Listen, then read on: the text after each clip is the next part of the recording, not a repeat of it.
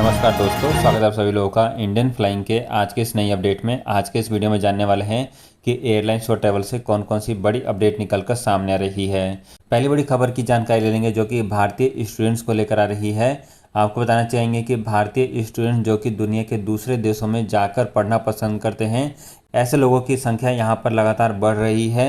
यहाँ पर जो डेटा सामने आया है उसमें पता लगा है कि ओमिक्रॉन वायरस के फैलने के बावजूद भी इस समय काफ़ी बड़ी संख्या में भारतीय स्टूडेंट्स यूके, यूएसए और कनाडा जैसे देशों में ट्रैवल कर रहे हैं। आपको बता दें कि इस डेटा में ये जानकारी भी शेयर की गई है कि ऑस्ट्रेलिया और न्यूजीलैंड जैसे देशों में बहुत कम स्टूडेंट्स इस साल ट्रैवल किए हैं।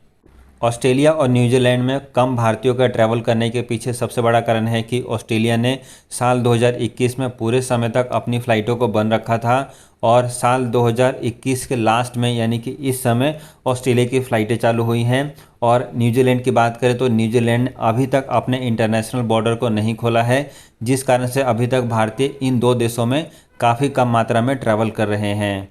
और वहीं यहाँ पर यूके, यूएसए और कनाडा जैसे देशों ने काफ़ी लंबे समय से अपनी फ़्लाइटों को खोला हुआ है, जहाँ पर भारतीय आसानी से ट्रैवल करके जा सकते हैं। इसके अलावा एक और बड़ी खबर यहाँ पर लॉकडाउन को लेकर आ रही है। भारत के तकरीबन 7 राज्यों में अब तक नाइट कर्फ्यू लगाया जा चुका है। जी हाँ दोस्तों, अभी तक भारत में लॉकडाउन नहीं लग रहा है, लेकिन नाइट कर्फ्यू के नाम पर यहाँ पर राज्य सरकारें रिस्ट्रिक्शन लाना शुरू कर रही है। आपको बता दें कि इस नाइट कर्फ्यू में रात के 11 बजे से लेकर सुबह के 5 बजे तक किसी भी शख्स को बाहर निकलने के लिए मना किया गया है।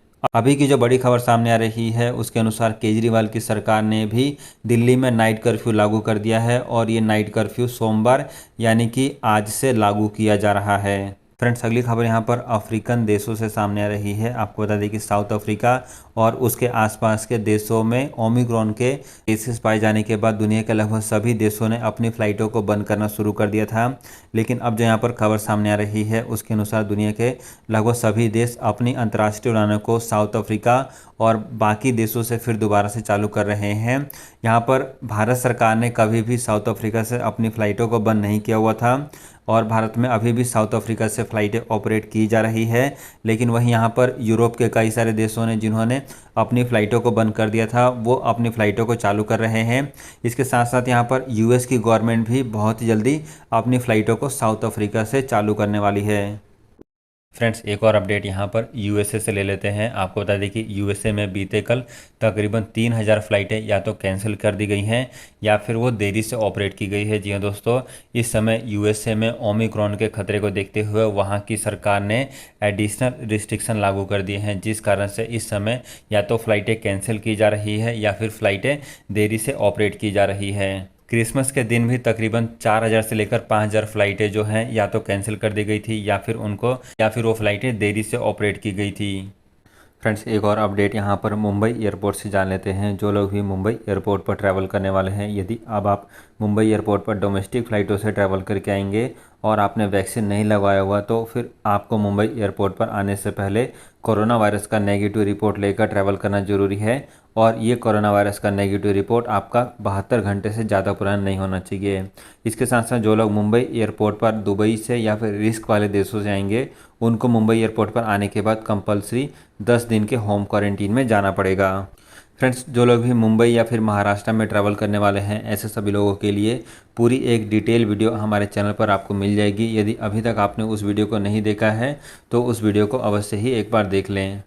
इसके अलावा अगली अपडेट यहाँ पर बूस्टर डोज को लेकर जान लेते हैं। आपको बता दें कि इस समय दुनिया के बहुत सारे देशों में बूस्टर डोज को कंपलसरी कर दिया गया है। जिन लोगों ने भी कोरोना वायरस वैक्सीन की दोनों डोज ले ली है और दूसरी डोज लिए हुए 3 महीने से अधिक हो चुके हैं, तो ऐसे सभी लोगों को, चाहे उनकी एज कितनी भी हो, ऐसे सभी लोगों को इस समय कोरोना वायरस वैक्सीन की बूस्टर डोज लगाई जा रही है। ये नियम जो है यूरोप के कई सारे देशों में लागू कर दिया गया है। जर्मनी जैसे देशों में काफ़ी बड़े लेवल पर लोगों को बूस्टर डोज मिल भी रही है। बात करें यहाँ पर भारत की, तो भारत की सरकार ने अब 10 जनवरी के बाद जिनकी भी उम्र 60 साल से अधिक है या फिर जो बीमार लोग हैं, ऐसे सभी लोगों को बूस्टर डोज लगाने का फैसला लिया गया है। फ्रेंड्स अगली अपडेट यहाँ पर कोलकाता एयरपोर्ट को लेकर जान लेते हैं। आपको बता दें कि कोलकाता एयरपोर्ट पर इस समय रेगुलर बेसिस पर इंटरनेशनल फ़्लाइटों को ऑपरेट किया जा रहा है।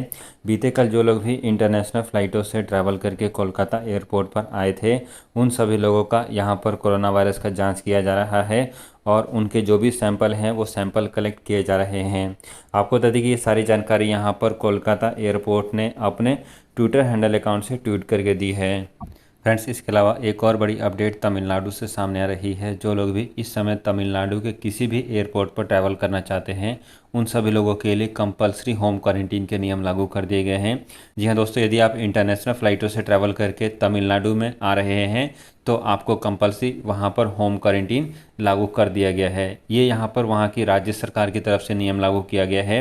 वहाँ पर कई सारे ओमिक्रॉन के केसेस पाए गए हैं, जिसके बाद इस नियम को अब कंपलसरी कर दिया गया है।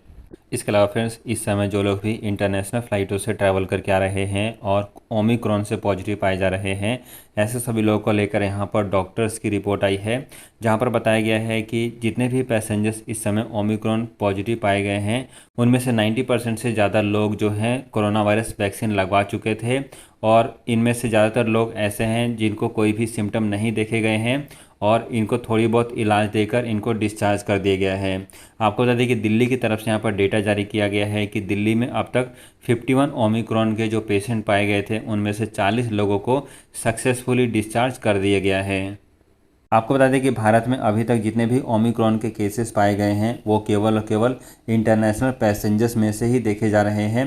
भारत में अभी भी लोकल लेवल पर ओमिक्रॉन नहीं फैला है। अच्छी बात यह है कि भारत सरकार ने जो नियम लागू किए हुए हैं उसके तहत इंटरनेशनल पैसेंजर्स को एयरपोर्ट पर ही उनकी जाँच कर ली जाती है और उसके बाद ही उनको उनके घर भेजा जा रहा है।